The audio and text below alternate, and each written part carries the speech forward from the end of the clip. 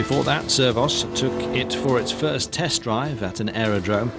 At the same time, another team under the direction of the aerodynamics engineer Robert Choulet had built another prototype, the 640, which was to be destroyed in a serious accident, which Pescarolo was the victim.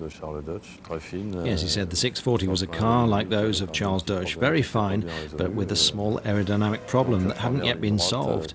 Well, we went for private trials, rented a long straight, the Honaudière, and for the very first time, it just took off.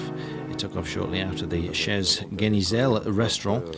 Yes, just there's a little tiny bump. A lot of cars jump, and we wanted to go very fast, and unfortunately we just took off. I was going around 240, 250 kilometers an hour, which is the takeoff speed for a Boeing 747, and so a 600 kilogram car can take off as well. It landed in the trees on the edge of the circuit where it exploded.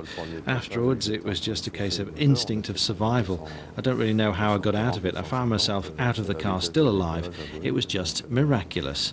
Well, there was no other example of a driver coming along and surviving something like that on that straight. I was very, very lucky indeed. Elle a atterri dans les arbres au bord de la piste, elle a explosé. Now, when you see the wreckage, you can understand just how lucky he was.